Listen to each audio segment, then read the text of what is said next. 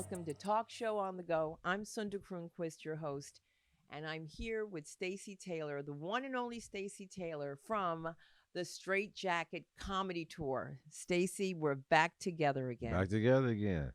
Like Peaches and Herb. Oh. Reunited and it feels Is so that going to cost us good. any money? That's Okay, all I my want to bad. know. That's all I did was 6 seconds. Well, it was a That's all horrible. It was horrible. I didn't even sound like the real song, so nobody even know what it is. But I look like her, obviously, from this new '80s hair I got going. I'm trying to get myself into this. Do I look more ethnic? Not yet. You look more unique. Well, what are you trying to say, man? Because it was your girl who cornrowed my hair at your show But still at the unique. Sugar Shack. It's still unique. It's unique. It's like you got your own look now. I do, right? That's the key to it. You want to have your own look, your own persona, You want to be known for something. Yeah. So you're known for being funny doesn't count. No, being funny. I've got to use my hair need now. Something else. It's amazing. I'm going to tell you what else is amazing. I was here during the Boston, not the Boston. I was here during the marathon. They had the LA Marathon, and I had a young lady come in here, blonde, blue-eyed, mean, just mean, already in a bad mood. I said, "How are you?" "I'm ready to go. That's how I'm doing." And she has a tattoo on her arm. And I said, "What's your name?" And she says, "Hannah." No, she says, "Hannah," like that. And I go, "Oh, Hannah." And she says, "Hannah." And I said, "Are you Jewish?" And she says, "So? I have a tattoo and I'm not really Jewish anyway." And she goes this whole thing, and this good-looking guy comes up, and I'm like, she's with Taye Diggs, right? So then I'm like, that's racist of me to think that this guy is, but he has to be an actor or somebody because he had this energy about him. And he comes up to me and he says, "Wow, you've got this comedy thing here." And Hannah says, "Let's go." She is acting like a black woman. Okay. Okay. So I'm like, and then okay. worse than the white woman trying to be black. Okay. And Ooh, I'm my like, goodness. okay, something's going on here. He says, "Hey, let me ask you something." He says, "I have a brother who's getting out of jail soon." And I said, "Oh, I'm sorry to hear that about your brother." He goes, No, he's a brother. He's a friend of mine." He says, "And I just got out of jail myself a few weeks ago. And you don't know if people are telling you the truth, and you don't know if it's, bull because it's LA. But I knew he was telling the truth.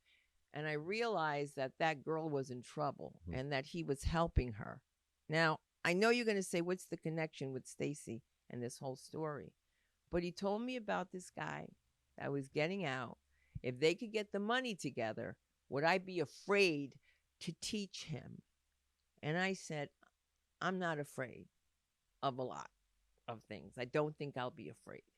And I had him come on in, gave him a discount because, that's what we do. And I want to tell you something. Since the day that Stacey Taylor walked in my life, so many other things have come my way. So open your life to people, open your heart to people. This gentleman just 25 years ago wouldn't be sitting here like this. He would be sitting like this, hoping that his toes didn't hit somebody. He has rules for jail that he can tell you. Start out with them. Number one rules in prison is don't sit on no man's bunk and don't ask no man for no favors in prison. Them the rules. Number two rules. Don't. You're good up until you do that there. What was remarkable about Stacey that I found is that he was able to just connect with the audience immediately. I'm talking about the audience here at the LA School of Comedy, where he told his story. And the only thing I cared about is if he killed somebody. That's the only thing I asked. I said, "Did you kill somebody?" And it's funny because I came down on him so hard where people were like, "This guy just got out of jail. Maybe you should back off." And I was like, no, because he's going on stage and he's going to make a difference. And I'm going to tell you how things happen. I'm at a show and Michael Ovitz happens to be at this show. And Michael Ovitz, late night television. I've never met this man. He says, "I've never heard of you. I've never seen you." And I'm kind of insulted. I didn't know who he was to talk to me like that. And he says, "I'm Michael Ovitz." I was like, oh my God. Cut to the chase. Life happens. And so I had the pleasure of working with Peter Lowy, who eventually sold the Westfield malls here and all across the country. And he became not only the producer, but a performer in a show that people would have never given him the chance to do. Yes. in the first few months of his stand-up comedy career. Without No a doubt. one would have ever given him that chance. Not at all. That's how I feel. We changed the last name to Drysdale. We all signed off on a non-disclosure agreement. We all kept our mouths shut. And then it hit the cover of the Australian Times. And there was no need because it was already out. But Yeah. still, we didn't say anything because I'm going to tell you what he did for my Stacey. No problem. He gave him a stipend. I didn't know what a stipend to was when I help first heard him. it. He said, I'm going to give you a stipend. I said, well, a white person giving me something must be good. You know what I'm saying? I Googled it. What is a stipend? I'm And give you the some money. I stipend, said, yeah. oh, I need this money. He said, I need more white friends, too, to give me Yes. more stipends. Absolutely more stipends, but we're doing better than stipends. We're talking about a man who's gone from jail to producing his own shows and seeing what goes on beyond the scenes. Right away, he went from prison on a tour that took On a him tour. to Reno, Tahoe, New York, Vegas, Washington. Chicago. It was We did beautiful. it. Shows at Stand Up New York, and where I started, Don't Tell Mama. That was Right. hot. That was hot. That's right. All of our shows were hot. Oh, no. One of the reasons Stacey is special to me is that this is one of the first times we're talking after the death of my brother. So Right.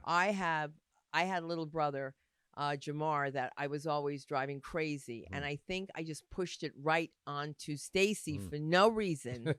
I started nagging. The man's out of jail, Yeah. all right, and I'm in his face. Yeah. In his face. I'm like, let me tell you this. I'm not afraid of you, okay? I got enough stuff going on, and I would call him Jason all the time. When I was angry, I would call you Jason.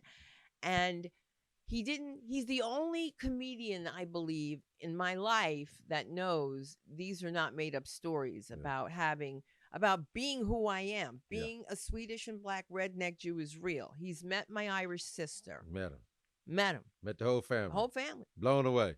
Then there's a whole black side of the family, blacker than me. I said, look at this here. Who would have thought? And they're my blood relatives. Yes. And my Aunt Barbara, my bougie aunt, I could say that because she's not watching, and she probably won't. She met my Aunt Barbara, who said she does not like stand-up comedy, but she loved me. She did. She loved him. Oh my God, she was making faces at people on stage. She was right on straight. She was. If she could have killed Peter with her face, he'd have been dead right now. Right then. Yes, it would have been his funeral already and everything. I was like, you can't make faces. And then my daughter, on one of Peter's jokes, let me tell you something. She says to me, he was the funniest one. She says this naturally. Yeah. She keeps telling his joke about the blind man, the blind date. Yeah, So he loves this joke, and he would do it. And the reason why we're talking about these people is because they're such an integral part of why we are still together today. The producer who put this together, this show, is Ray Bruni, who is the creator, the king of daytime television out here. Good guy. Worked with Merv Griffin till the very end. He is still working, and he put this show together and had us do things that normally we wouldn't be doing. Stacey, give them some examples of what we had to go through just for fun, for content. They rode on some horses. We went some simulating skydiving. What's that? We were doing cranes. What's the thing you ride around on? Tractors. No, not the tractors. The little when they threw like you in the air go-karts, pit? you roll on them. I don't. What's the name of them things? Oh my God, the ones you stand on. Yeah, the one you stand on. Wesky throwing at us, the thing that they roll on. Segway. That's what. Yeah. Oh, it was scary, but it was fun. I learned it. It was great. I was zooming up and down all by the Washington, by the White House. It was beautiful. Oh my God, it was beautiful. I was looking at me by the White House. Criminal. I'm on parole by the White House. And you know something? You were never a criminal when it came to comedy. Oh no, I had fun in comedy. It was so and much I fun. believe that I took you in because I knew that it had to be something that helped you survive. Well, energy is key to life. People pick up on each other's energy. So I think that's what it was. I felt your energy. You felt my energy. It was like, okay, whatever he done been through it, but he's somebody who he's saying he is today right now. And you believe that. And we went on. We had a ball. We had fun. I want to know, what was your first impression, though, when you I knew he was crazy. But my mama was crazy. So I was like, this lady's crazy, just like my mama. You know what I'm saying? So, she's crazy. I mean, you got to know how to deal with craziness. It takes a special kind of person to deal with a crazy person. You know what I mean? So I was born that way. My mama was literally crazy, I'm telling you. Ooh, Jesus. And it's always a black woman that takes care of their black men. It happens. And so I treated him like a brother, and I Brought mean me right treated in. him. Gave me Yes, I love. did. Paid my bills. Shit, what you mean? Yes, Gave me a I vehicle. gave you love. That's real love. Shit. And you want to hear something? He puts me on in the black shows. Why I do. can't get on these shows Yeah. where I started is Yeah. on the Chitlin circuit, which Yeah. is so funny because we need more black females that are able to do things other than say, I got to have a guy with good credit. It's enough. Yes. It's enough. We have so many black female comedians out there that you guys don't even know about that now he's producing. And you see, a lot of people don't realize this, but a lot of comedy comes from pain. I'm working on a one-person show. And when you think about all these people who have cried molestation, they've screamed, I've been touched inappropriately. Child abuse, been beat, whatever. Yes. And it comes from that. It comes from home. And just today, we were just speaking, just off the top. And he, meaning Stacey, revealed something to me that I believe is integral and why these gangs exist. Because as we have said in the past shows with gang members, this is the family they don't have. Tell us how things changed for you at 7. Well, at 7, my mother and my father broke up. And so, short of things, he left me on the porch too many times. Told me he was coming to get me, didn't show up. And that really took a toll on me as a child because I didn't know how to deal with that. It was like my world had been shattered from what my normal existence was from that I can remember to at that time of date. So that kind of, wreaked havoc on me as a child. And it was like, now I'm looking for attention because I'm mad. I'm bitter. I'm feeling like I'm being rejected, abandoned. And then, in them days, wasn't no therapy or nothing. You go to your parents, hey, oh, my daddy didn't show up. I don't want to hear about that motherfucker. Get over it. I told you. Tell me about that I motherfucker. told you. Your daddy ain't shit. That's why the nigga didn't show up. Get the fuck away. So, Get over it. Yeah, so as a child at 7, trying to process that, you don't know how. And it takes a toll on you, throughout the years because it's like, okay, well, I'm going to make somebody mad because I'm mad. So let me go piss somebody else off, you know what I mean? Because I need some attention. Because I'm feeling, that. So you have you believe it's a domino effect. Oh, no, it's for sure a domino effect. It's exactly what it is. And so, like, for me, the greatest thing for me was to understand it, because at first I just thought this was normal. You know what I mean? I thought everything I was going through in life was normal. You know what I mean? I didn't see nothing out of the ordinary of what I was going through until I had to go to prison with a life sentence, sit down and figure out myself. And when I started finding myself, I was like, wow, this at 7 affected me so bad that throughout my rest of my life, from 7 to the time they took me to prison, I was a hurt little boy who grew up to be a hurt young man who was wreaking havoc and chaos in society because my daddy left me on the porch too many times. And when you're a kid, it's really hard to find a family that has, in the black community, in the Latin communities, it's the same. Yes. There's just not 2 parents. No, it's not. So that's why we have to. So that gang was like the family to me. It was like. That's what we want to hear. The more I fucked up in the streets, the more I had praise and accolades that came from my, misbehavior. So it was like I was accepted. Oh, I'm accepted. And being here. rewarded. Yeah, I'm rewarded. I'm accepted here. Well, you did what? Oh, man, come on in.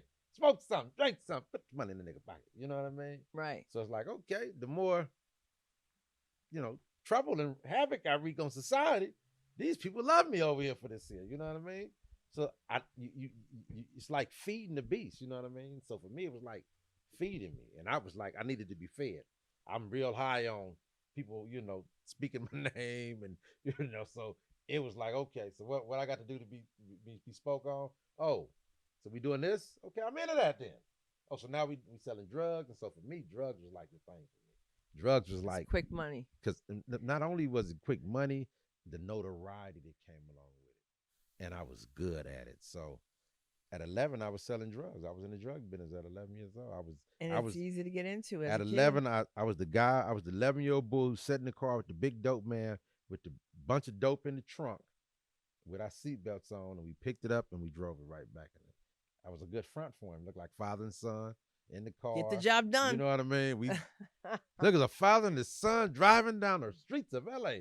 Seatbelts on, you know what I mean? Doing it Here's right. a father. No, he's not a fighter. He's my drug partner. You know what I'm saying? You know, we got a trunk full of drugs. But let me tell you, this is the funny part about how it all happened. This is the funny part. I used to wash his car and cut his grass because I was a little hustler kid in the neighborhood, right? So one day he said, "Hey man, take a ride with me."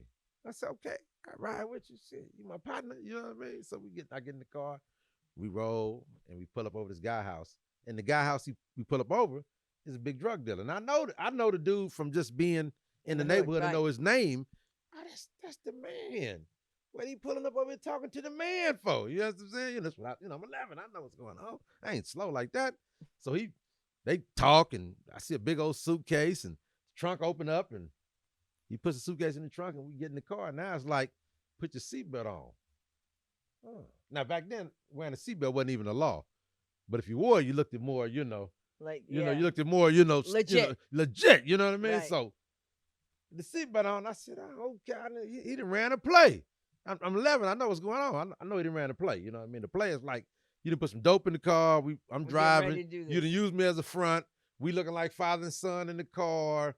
Okay, maybe I know he gonna give me some money. You know what I mean? So we get there, hey, good looking out stage, man. You don't give me no money. So I'm kind of pissed off. I'm a little peeved. I ain't gonna lie. You know, I learned that from white people now. Peeve, it's a different word. So listen, the next time, about two, 3 days later, he say, "Hey man, take a ride with me." Man, I said, "Okay, I'll take a ride with you." We do the same thing again. Put the seatbelts back on. After we put the dope in the trunk, we riding back. We pull up. He said, "All right, good." I said, "Hold on, man. Hold up. I'm 11 now. Keep this in mind." I said, "Man, that ain't cool." He said, "What ain't cool, Stacey?" I said, "Man, you've been using me as a prop, and you ain't giving me no money." He said, "You right, man. My bad."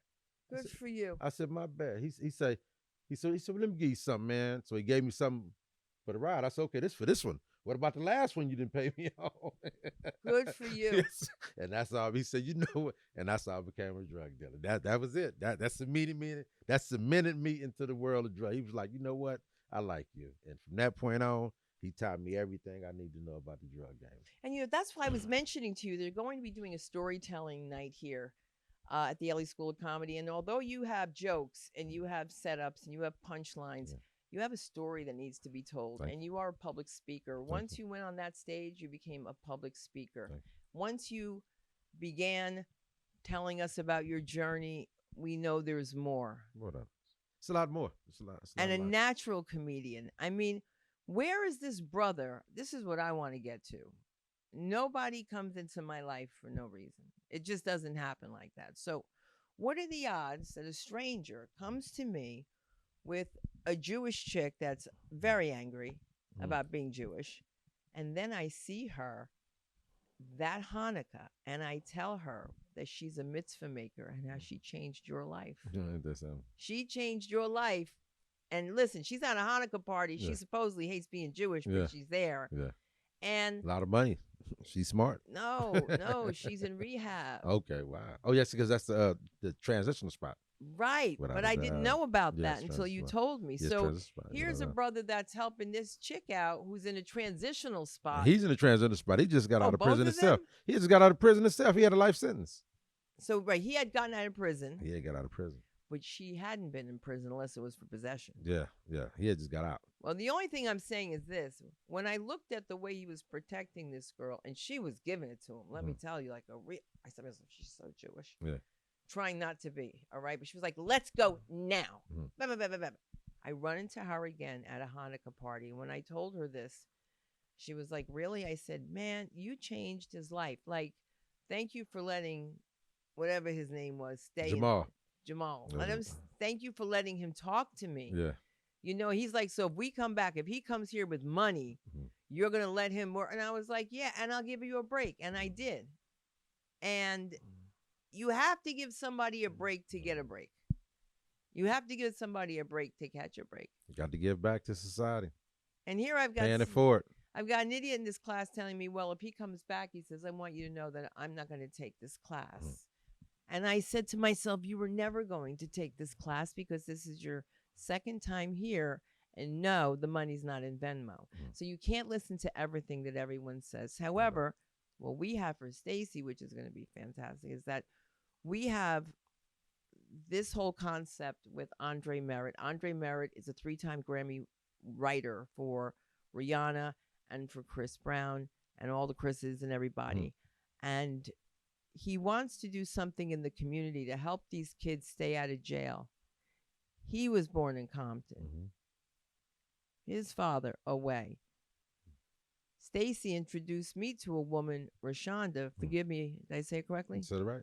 Rashonda, who is putting together buses that take kids to see their fathers in jail, because you still got to keep it together so they're not waiting on the front porch. That's so right. That then they get attention from somebody who says, if you wear this color and we beat you up and you can stand the punch, you're one of us. Now, I could be doing it wrong, but maybe you can straighten me out on this. But she's doing a real mitzvah, man. Talk about mitzvah maker. Fathers, having a father in the child's life is, very instrumental. You know what I mean? Whether in jail, on the street, or whatever, because it's a bond, and when it's not there, it's broken. So when that bond is broken, it allows for other people, your kids to look up to other people or get trapped and, admire other people or whatever the case may be. So it, the mother and the father role, is intricate to a society because it was formed in purpose, for that reason, and it's meant to have. So without it, it's broken. So it allows, somebody to come in that could be foolish and take a child. Like for me, for instance, my partner at that time thought he was doing me a great justice, teaching me the dope game. You know what I mean? But right, and it was at 11 years old. Right. But now it's like, no, you was not doing an 11-year-old child no good ever. You know what I mean? Teaching him how to sell drugs, push drugs, but at that time I thought it was a good, because this was my ticket out of the ghetto. This is my, without no other way I could have no money, because at 11 my mind had been tainted. You know what I mean? Why would I? Listen, I go to work now. You could have never told me I would work at a job ever. I'm not finna go work for I'm looking for $15, $16 an hour. I can go sell some crack, right now, get $100 sale, and I'm.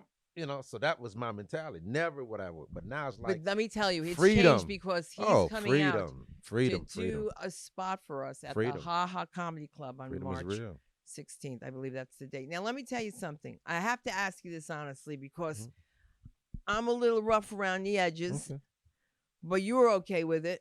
But in comedy, people say you can't teach people to be funny. I just say that people tell you you're funny, you probably are. And I just knew he'd be funny, man.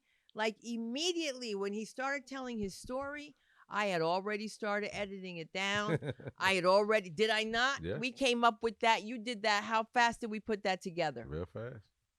And he listened to direction. And that's what I appreciated, because I said to him, you will understand something, that when your own people come around, you're going to come out and say something different because you're trying to please them. It's like, it just happens. It just happens. There was a time, because of some idiot, what's his name from Seinfeld that played Kramer? Michael Richards. Michael Richards.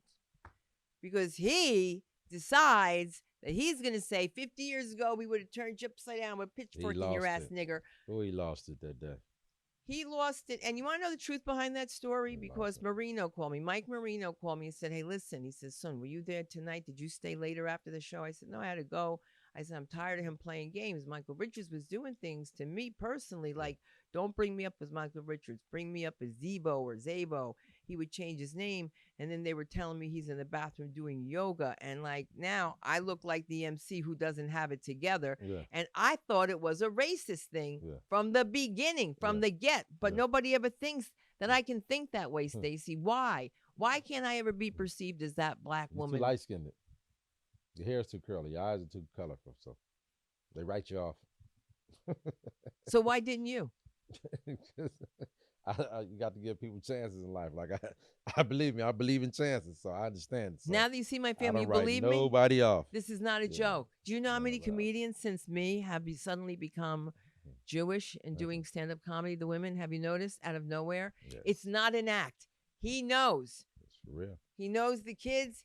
He knows the black side. Knows my brother, God rest his soul. And it was so nice that you became close to him. By the way, we style all the time on Facebook all the time. I mean. And my brother gets a commercial for a beard. He got a hell of a beard too. I wish I could grow mine. He gets a commercial for beard. The same fertilizer he been eating. Please, he ate a lot. I fed him a lot. Oh my God. And all I could do is call Stacey. I just kept saying, my little brother died. I just kept saying, I was just freaking I out. just talked to him like 2 days before. We was just talking. We just talked 2 days like before that. We just in the inbox bullshitting around. Yeah. Can you imagine what he went through then, growing up with me as a sister, and me not understanding why he was getting these fights? Yeah, I can imagine. I said to him, I'm not white. Who said that? Good dude. They were coming at him. They Good were dude. coming for him. He's a good dude. He was a good dude, Yes, definitely. We And had a good time. he We had fun in New York. yes, we did. The whole family, the whole mishpucha came. Both sides came. All right. And my sister and my brother got along just fine. Everybody but Stacey met the entire cast of characters. Yeah, we had fun. And you wouldn't believe it, I guess, unless you saw it, right? Yeah, you had got to see it. It's got to be seen. You'd be like, wow. They all came together. You'd be like, oh, this is my. Hold on, she's blacker than me. She's whiter than white. So, hold on, how could this happen? Because it's not an act. No, it's not an act. And the truest things come out. I want to do something about, like find your abuser, because so many people, stuff has happened to kids that they've either buried in the back of their minds, forgot who they played horsey with. Well, let me tell you something. Now that all this stuff is coming out, a lot of it, I just want to say, I don't know how you've been raped so many times by the same guy. Like how you managed to get in a cab and go somewhere and be raped. That's all I'm saying. In defense of women, I get it. You're trying to hold on to a job. So just be like, he used his power for me to keep my job. I just don't know about this Me Too movement. But Stacey brought something up that was very powerful. There was a time when you were able to have freedom in comedy. Continue on that. Yeah, it was a time, comedy now is real sensitive because the world is like changed so much. And so things you could say back then, you can't say no more. So like a lot of the greats is great because the content they use, there was no limit to it. You know what I mean? It was like wide open. Nobody was sensitive. Nobody was in their feelings. And if they was, they had to keep it to themselves. But now it's like, we got social media now. So it's like that one person that's sensitive, he can put something out there in social media and generate a spark with it. And then next thing you know, you Gayle King. Speaking of the Gayle King, I wanted just to. You Gayle King. We never know how these. You went from things Oprah's best up. friend to Gayle King. Ain't Right. that something special? Now we're going to go over that story briefly, and I want to hear your take on it because not everyone, and this may not be an evergreen show. So yeah, let's just hear your take on what happened. Well, my take on it was that it should have never been brought up. I don't understand why, if she's talking to Lisa Leslie about Kobe Bryant and their relationship or whatever, how could that even come up into the conversation? Then she's a journalist. She's a professional journalist. So she's prepared these questions prior Exactly. to this interview because she's a professional journalist. I'm a comedian. I prepare my jokes before I get to the stage. I don't wait to get to the stage and say, let me figure out what joke I'm going to tell. No. You see what I'm saying? So she's a professional journalist, so she had these questions prepared. I'm going to ask this, I'm going to ask this, I'm going to ask this, I'm going to ask this. So how, in the process of you thinking of asking somebody some questions about Kobe Bryant, of all the things he done, that you find your way to talk about that unspeakable act that he was never charged with, by the way. Charged with, and then, she had 2-3 different Siemens up in her at the same time, so what that means, it's horrible, So you mean the victim? You mean the victim? The victim. Well, can we Or call the her a alleged, victim? She the never was charged. She wouldn't have. But it should not have. The incident should not have been brought up. It should have. I don't understand why she would bring it up. And then I get it because it's like Oprah and Gayle. Now they kind of have like a sense of like attacking, certain brothers who was a really. Yes, they have a. You feel that way? I know because look at Oprah just did a whole thing with Russell Simmons about all the accusers that, accused him or whatever. But she ain't did nothing about Harvey Weinstein. She ain't said nothing about Kevin Spacey. But why are you picking the brothers apart, you and Gayle, when there's a whole lot of other people with some serious allegations? Harvey Weinstein, what? All the women he got saying he didn't touch them. Nobody said. They put a documentary out on R. Kelly already. Why we didn't put a documentary out on Harvey Weinstein? Let's talk to these women. Let's hear their stories. Let's. So, but Oprah Winfrey decided, oh, I'm gonna go after Russell Simmons as opposed to Kevin Spacey, Harvey Now, Weinstein. why do you think that is? You think because of the... That was me.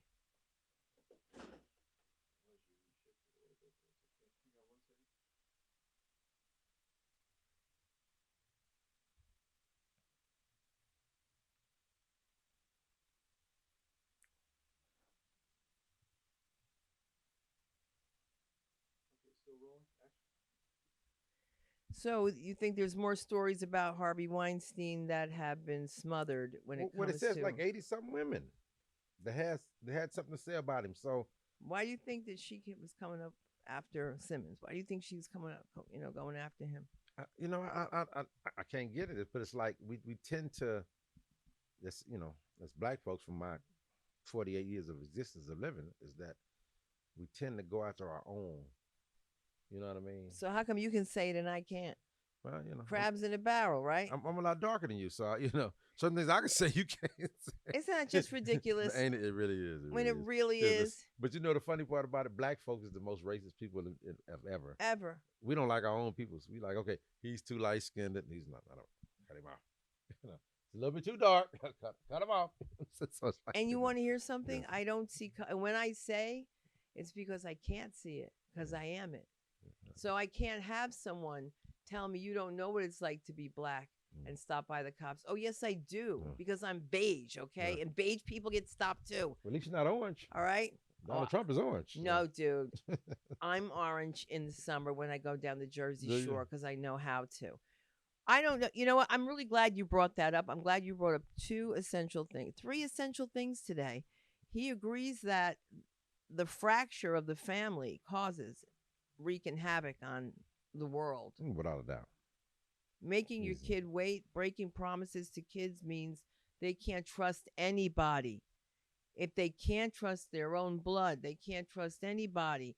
And then whom they trust, who are not blood, that give them the love, the accolades, the attention. These are not the crowd they're supposed to be with, but they fall in it.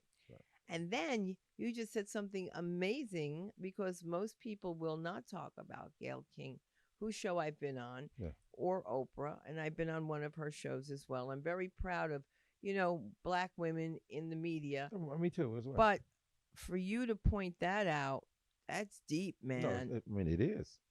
Because, it's a whole lot. It's a whole lot of things that other people have done. Deep, what you just said. But instead of going after every other people, you decide to go after your own.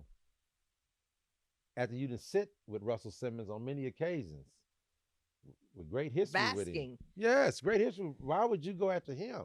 Why would you be the person? Right. You of all, why you? Why not go after somebody else? You got a lot of money. You got a whole network. You know what I mean? Why not talk to Harvey Weinstein's accusers? Why not talk to Kevin Spacey's young boys that say he touched them and accused them or whatever? Let's put a documentary out on that. I am so enthralled that you pointed that out, because I'm sure that not many people would have seen that. I see that. I see it. I really do. I'm sure they've touched on everything else. Although I will tell you, when you do Gayle's radio show, she does not want pictures. But we did a great show, even though I didn't really want to talk about it. But you know what she did that was interesting? She was the only one that mentioned how hurtful it must have been for me at my mother-in-law's expense to be sued like that because of the color of my skin. Like, she went right, you know what she did? She's the only one that did an interview that said it has to be more than that. And it was the first time that I revealed that somebody called my baby Kunta Kinte at a temple. Yeah. Like, man, I want to hit somebody. Yeah, I bet you did. Can you imagine? Somebody says, let me take a look at little Kunta Kinte. Definitely some other racist people, yes. I mean, come on. Yes. You imagine this is happening to me? Yes, sir. I can then imagine. This one guy says to me, I don't know if you know me. He goes, I'm so-and-so Tannenbaum, and you must be the one they're talking about. So I introduced myself. I'm like, hi, I'm Sunda Croonquist. And he goes, I don't care what they say. It looks like, you're stooping Mark pretty good. I'm not going to use the word. And I was like, what? And he repeated himself. Yeah. Then his wife gets in my face. Wow. This is at a bat mitzvah and says, I don't think you know who I am. but so-and-so Tannenbaum is my husband, and your mother-in-law came into my face and said something that was untrue, and da-da-da. And I was like, who are these people calling my baby Kunta Kinte, telling me that I'm screwing this? I mean, like, who talks like this? And she was the only one that said, it has to be more than just a joke behind why you were sued. And I was like, yeah, because she was outed. But it was interesting that she went for that. Yeah. You know, she went for that where all the white news people did not do that. Yeah. They just went for the guffaws and the laughter of it all. But it had been serious, and this is serious what you're saying, because this is not a time for us to take our black leaders and knock them all down. Look, Bill Cosby just destroyed Jell-O with one Placidil. Bill Cosby. And you know the funny thing about Bill Cosby right now? He would be in right now. Of because course. Young women love old guys with pills. He would be in. But he was out of time. He was out of time. He should have stayed in his lane. He's out of time. He should have stayed in his lane. And let me tell you something. I'm going to stay in my lane because I do Stacey's shows and I have a great time. Do I not? Yeah, you do. We have a great time. And everybody always, I don't know what this means though. When they say to me afterwards, like, wow, man, you're really professional. Like, you're like the real deal. Does it mean I'm not funny? What does that mean when they say that? Well, you know, I think sometimes people see a person they perceive, and they say, well, you know what, I don't think they're going to be funny. You know what I mean? So like, I kill it. So then when you get up there and you do your thing, like, oh, you really got it. You know, because, you know, that's how it happens. I didn't see that since I've been a couple people I didn't think it was going to be funny, and they like, okay. Like Henry Coleman's a guy I didn't think, I said, he's not funny, but he is. Because his look, you'd be like, yeah, he's not funny. But he will blow you away. You'd be like, listen, wow. There are names here. We're doing a show called Live from Santa Monica Boulevard here, God willing. And I have a favorite comic that people don't know and who's not a household name, like Cat in the Hat, who became big as Cat Williams. And I have this other guy, Scruncho. I'm a huge fan of his. And you're not going to believe this. Stacey, I'm talking to him about, and he's like, he was on my show. Yeah, he's on my show all the time. Tell me what he was popular for doing. He was popular for doing, he was Mike Epps' assistant pimp in How High, you know what I'm saying? And he been in a bunch of movies, all of the BET comedy specials, the Comedy View specials. He's hilarious. He got his own different kind of comedy, and the scene is to love him. He's great. Yeah. He's so funny, and he's built, and he keeps himself built. Yeah. And he's little. And he's so tiny. Yeah. And he's just so much. And there's so much love that I have for black comedy because I never have the chance to do my grandmother jokes. And they love that stuff. Oh my God. When I go to the grandmother. And the hair jokes. And the hair. They love the hair jokes. And you know something? This is mine, by the way. I wish it wasn't because this has been a journy. He's been with me through the journey. It's been a journey. I couldn't get my hair wet in New York. Yeah. It was humid. Everybody was upset. Don't get it wet.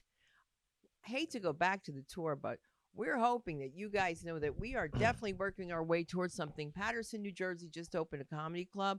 I want to just shout out to Patterson because I'm hoping to God that Stacey and I will be there with the Straight Jackets of Comedy.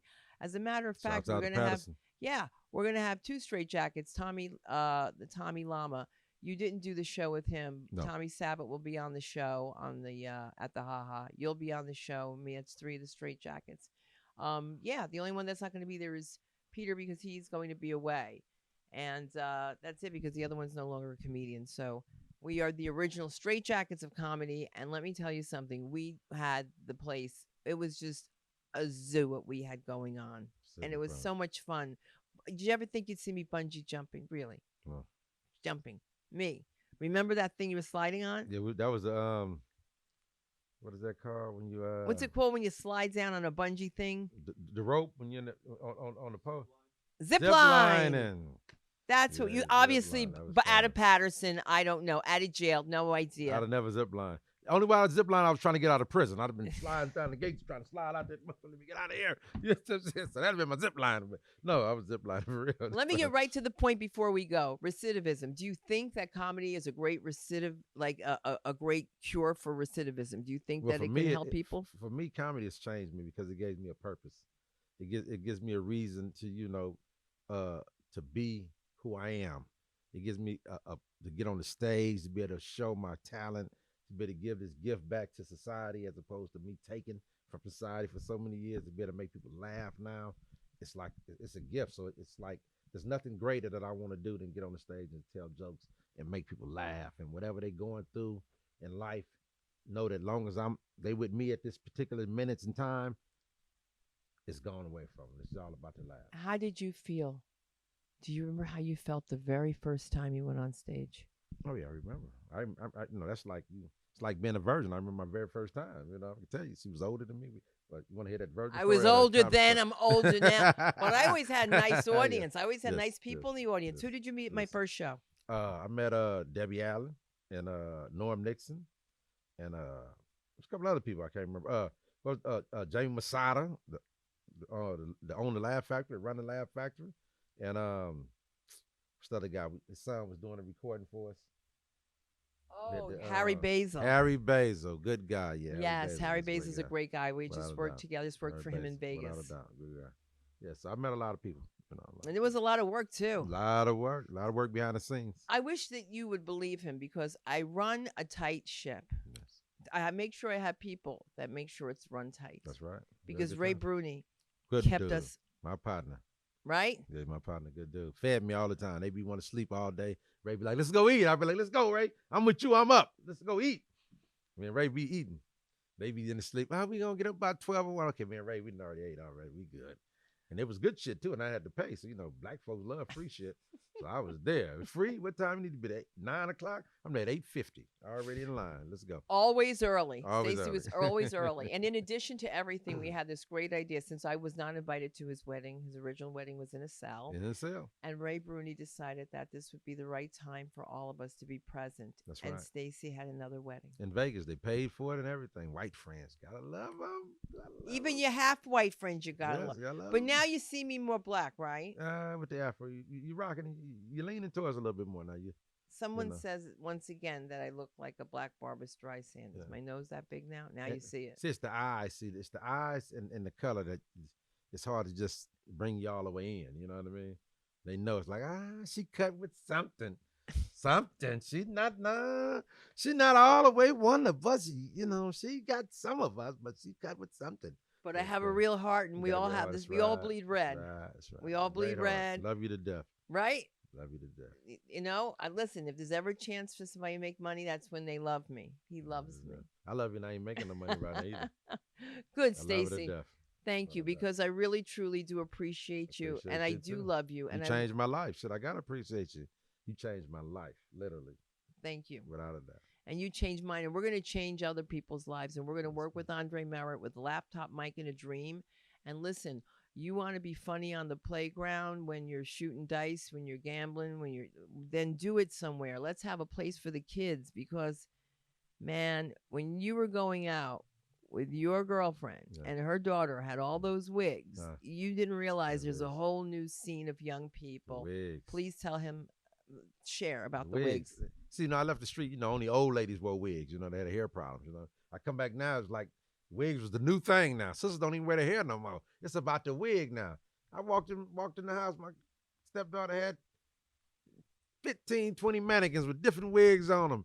I said, what the hell is this here? And every wig she put on, she had a new personality. I swear to God, she changed up. She's in Texas now. We didn't work out. It was too many wigs, too many personalities. All of us can't live in this house. There's only 3 bedrooms. Tell them about the Beyonce. Oh, yes. She put the Beyonce. She thought she was Beyonce. She had a little Beyonce. She talked bad to her. She walk in my house like she the star. You ain't paid the rent here. I just paid the rent. You better say hi to me. What's wrong with you? I'll snatch that wig off your head, girl. Please. Yeah, she was special. Yeah. I love her, but she was special. Yeah, wigs is something else. And then, I almost wrecked my car 5, 6 times since I've been driving. You be driving, and you see you think you see a dead animal in the street, you don't want to run it over, and it's a big ass weave. You know what I'm saying? That's hair. I should have ran that shit over. That's Brooklyn. That's Brooklyn. Somebody that snatched the wig out the woman's hair. They didn't. Been out there fighting in the middle of the street. Got a wig snatched out, hair all in the street, thinking it's a dead animal. I'm about to wreck my car. This is crazy. It's crazy. Fake hair is crazy. It is. It really is. But I need some fake hair. My shit thinning right now. I don't know what happened. Let me tell you about God. God is a bad comedian. He takes my hair from up here, and puts it everywhere else. put it in my ears. I don't need no hair in my ears. Shit coming in my nose, on my back, out of my ass. Why I need hair in my ass for? Because now you're Jewish. That's crazy. I don't need hair up my ass. Now listen to you. I don't need hair Confusing. up my ass. I don't Listen to need you. it. I don't need it. I don't need hair up my ass. I don't need it. Why? Put it right here, guys. Put the same hair on my ass now. Up here, I can rock a wave. I should have a real lineup and Well, everything. let me tell you something. Ooh. Your wife is very, very blessed. You guys met in jail. She believed in you then. Yes, And we believe in you now, Thank and you. There's great things coming for Stacey. You Thank guys, can follow me at Talk Show on the Go and at Sunda Live. And of course, always come to the LA School of Comedy, laschoolofcomedy.com. And listen, if you have a kid that, you think is funny from anywhere, you just don't have the finances, just find a way to get in touch with me at LA School of Comedy. And Stacey, where can they find you? They can find me on Facebook as Stacey Taylor Sr. And on Instagram as Stacey_comedian. And you can Google my name. You can Google me. Now, ain't that something? Stacey Taylor Comedian. My whole life story will pop up if you Google that right now. So.